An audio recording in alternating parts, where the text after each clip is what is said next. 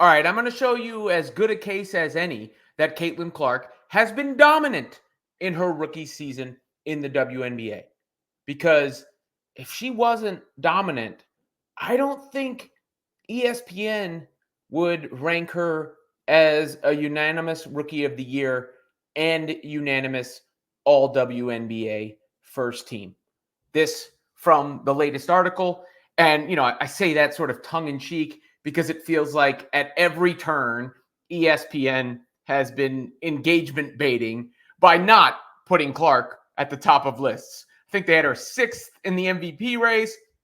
Last time they did all WNBA selections, she wasn't first team. Obviously, there was the whole rookie of the year sham all season long. So for them to finally admit, and of course, that's a group of individuals who wrote that article. I'm really not picking on any of them individually. But for ESPN as a collective to admit that Caitlin Clark is clearly first team all WNBA and clearly the rookie of the year is about as much an admission of dominance as you will see. But that won't stop the debate because Sheryl Swoopes returned to the scene of the takes. She was back on Gilbert Arenas' show with Rashad McCants and Josiah and the rest of the crew there. And they knew what they were doing, right? They knew Clark had passed Swoopes when it comes to her career high the other night. Obviously, Swoopes has been a lightning rod when it comes to Clark all year because she's kind of a generational hater of Clark, not taking away from her own accomplishments, but clearly has an inability to objectively watch what Clark has done. And the Gills Arena podcast is where she had said that Clark took more years than Kelsey Plum to break the NCAA scoring record, amongst other things. It's also where she said that Clark and Reese wouldn't come into the league and dominate. And I think that was the impetus for the recent discussion on the show that just happened. And this was part of what was said. Rashad McCants was really arguing for Caitlin Clark. Sheryl Swoopes even took the position of things were not good for Aaliyah Boston and Kelsey Mitchell because of the fans and some of that nonsense that you've heard. But she did admit what Clark has done is impressive. To me, what Caitlin's been able to do in a short period of time has been very impressive, right? And so, because I know people are like, oh my God, you said she wouldn't be good. But I didn't say she wouldn't be good. What I said was I didn't think Caitlin or Angel would come into the league and dominate immediately, which I don't think either of them did. Come here and dominate off the rip. Averaging 17 is not dominated compared to averaging 30-something for 4 straight years. But that was also like the first half of the season. Mm-hmm. I feel like after the break, I still don't think she's dominating, but she's a different player than she was in the first half of the season. Leading the WNBA in assists is dominating. You think so? I do. Why? Because she's a rookie. She's never been in this atmosphere. But also leading in turnovers, too. I was going to mention. I was going to get into all of that. But those turnovers are not really her turnovers. And that's why I was going to get into so I don't read it. So the domination, when you talk about her already leading the W in assists, and a lot of the assists that she could have gotten were now turnovers. Yeah. Because they're either, you can say that about every player. Of course. But this is obvious with her. She's throwing pitcher heads, wide open layups. They're smoking them. This could be 13 a game. This could be 14 a game. Like they're literally just dropping passes.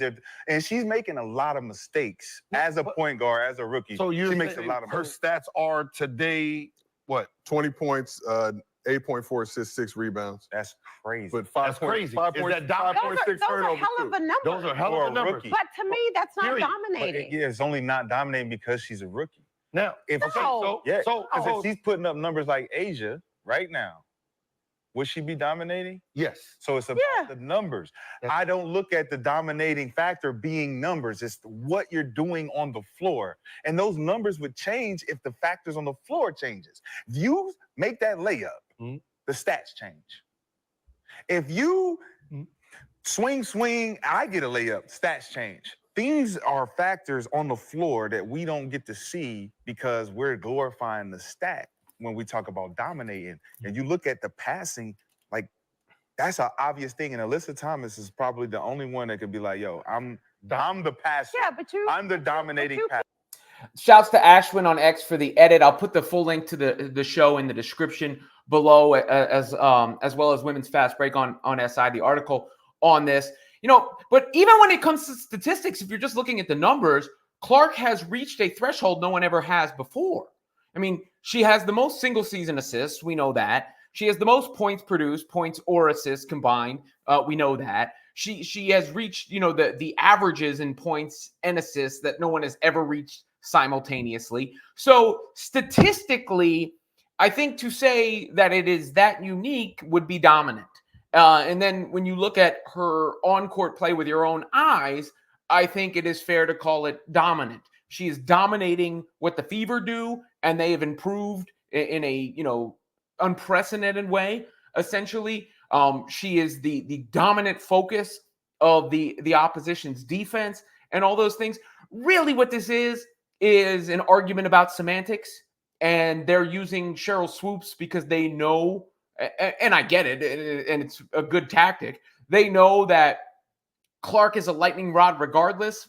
Really, they could have had that conversation about Clark without Swoops involved, and it probably would have resonated.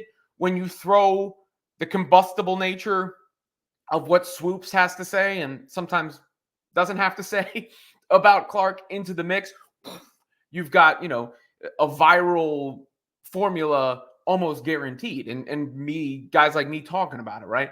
So it is kind of semantics. But I think Clark is obviously the unanimous Rookie of the Year. Obviously should be first team all WNBA. Is, I think, if you're being objective about it, at worst, top 3 when it comes to MVP. Since the Olympic break, she's averaging like 25, 9, whatever it is.